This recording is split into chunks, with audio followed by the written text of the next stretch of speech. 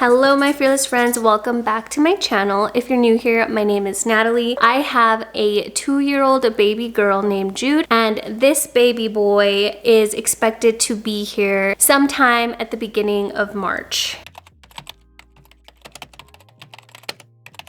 We are going to be starting a Nest With Me series. The reality is that when you already have kids and you're expecting another one, you already know that there's a huge transition coming, but you don't have the same freedom, time to prep for the second baby in the same way that you might have prepped for your first. There are a lot of things that are going to be taken care of, or that I'm trying to take care of before our baby Jonah gets here. It seems like there was so many things happening throughout my pregnancy that eventually all of these things just started to add up and I got overwhelmed, and it was like the type of mindset of I have so much to do that I don't even know where to start, so I'm not gonna do any of it. That's kind of how I feel like I was approaching all of this. Usually when I feel overwhelmed like that, I have to really get into a grounded place and be really logical and realistic and sit down and do a brain dump and just get everything, all of the to-dos, all of the tasks that are in my brain, and write them on paper, and then from there categorize them in order of importance. And that's what I did, except this time I'm using Notion because I use Notion for everything.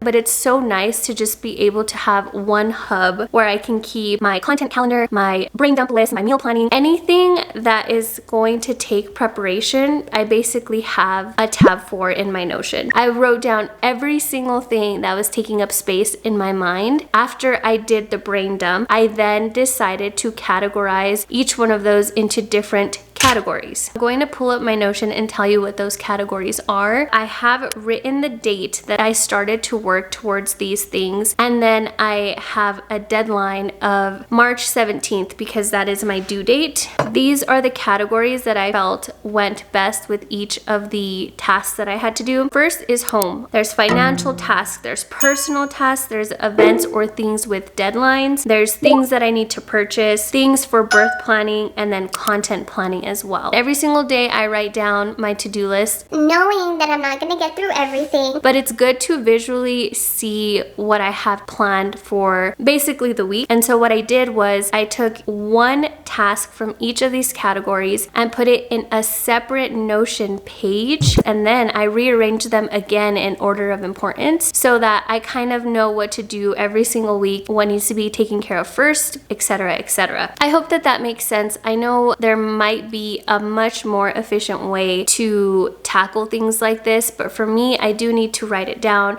I need it to be visual in some way, and I need to be able to check off a box in order for me to be successful with getting it done. If you notice the date that I started, it was January 7th, which means that I've been working on this since that day, and there are quite a few things that I've already completed that were on my list that I didn't even film, or I got clips here or there. One of them was huge, which was to get a cleaning service to come out here and help me clean my bathrooms.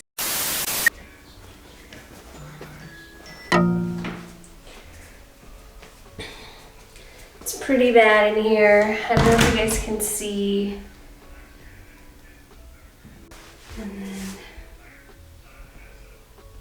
hi guys, I am coming to you from the editing world after a very long day. I just realized I never took an after clip. I need to get a lot better at vlogging. I would give the experience a 7 out of 10. I am going to do it again eventually. I'm just grateful to have cleaner showers at this point.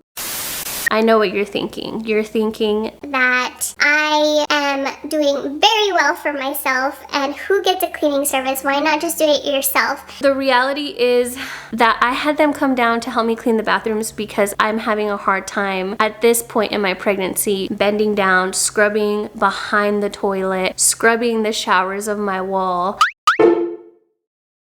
Not just that, but I budgeted for this. I didn't just wake up one day and say, okay, I'm gonna get a cleaning service. No. this is something that I was considering even before I got pregnant, was getting us to a place financially where we can have somebody help clean the house at least once a month. The hope was to get them to help me clean the whole house, but financially, I don't think that we can do that right now. So I compromised and I thought, what is the thing that I need the most help with, which is the bathrooms. Listen, I was embarrassed with the degree in which my bathroom was by the time that they got here. They look so much better. It feels like my room, my master bathroom, our master closet are the things that I leave at the end of our list all of the time. So they're the things that barely got taken care of. So I'm really glad that I had someone to come down here to help us. And if I have to budget for it again, if that means less takeout, no nails, no waxing, I will do that because it does not beat the feeling of having a clean space. Also, I feel like proud of myself because I felt guilty hiring them. I felt like I was being lazy. I don't know. There's just like stigma around these types of things, right? Of like hiring somebody to help you. I don't have any regrets and I'm gonna do it again eventually when I can sit down and budget for it again. The other thing that I think I filmed was when we got the glider that we'll be using for Jonah. Careful, careful. Come here, baby. I'm down.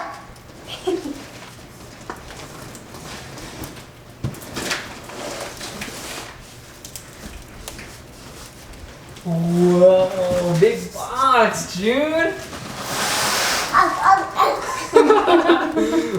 The only way to get better at something is to continue to practice, right? I'm sitting on the recliner that you guys just saw being brought in. I figured I would show you guys what it looks like now that it's out of the package and that I got to put it together. This is what the glider looks like. For right now, we have it in our room, in our corner, because we're not gonna move Jonah into his room until probably like 6 months, maybe a year. But this is what it looks like. I love the color. I just feel like it has that like blue undertone to it. It's velvet, which is really pretty. I just don't know how clean we're going to be able to keep it because gliders are really hard to keep clean. And I think the last thing that I remember filming was setting up the diaper caddies. I don't know why I lied and I said that I filmed the diaper caddy setup because I did not. But let's do it right now. So I have two of them. We have the one that's going in our bedroom and then the one that we have in our living room. I'll give you guys a close-up in a minute, but let me just show you what each of them has. So the one that's going in our bedroom for like nighttime diaper changes or anything that we need during the night, I put one of these, which is a little 𝗿𝗲𝗄𝗃. I love these. Personally, I prefer to just use something like this to put Aquaphor or diaper cream on my baby's booty. And then a bunch of newborn diapers.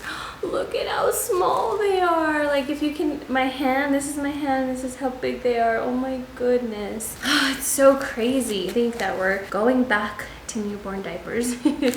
And then I have some wipes. In this little container, we have 2 pacifiers that have already been sanitized. I have some Aquaphor and I also have some diaper cream. We have a bunch of burp cloths. We use these for spit up or anything that might be messy. And that's it. That's all I have in the diaper caddies. I think I'm gonna have to put a couple of the burp cloths that I have in here into the living room diaper caddy. In the living room one, it's a little bit more empty because this is the one that we used to use for Jude's diapers. It's empty right now. I also didn't fill it with Jonah's diapers just because Jude will definitely start playing with them, putting them on her dolls, and I didn't want to waste any of them. So until he gets here, I probably won't fill this with diapers. But it also has some wipes in here. I have a changing pad because blowouts, you know. I'm also gonna put some puppy pee pads in here because that's also something that we used to use for blowouts. And then I have some more Aquaphor. The only real difference in what's gonna be in the living room one is that we also still use this to keep track of some of Jude's things, and by that I mean her hair ties and her little comb so I could do her hair in the morning. That is staying here, but other than that, that's all I have have for the diaper caddies. Here is the bedroom diaper caddy setup, close up, and then this is the one for our living room. If you guys watched my last video, I packed my hospital bag already. All of the extra things that I forgot to put in there have already been placed in there. So now this is where we are going to continue the list, and let's go over what I still have to do.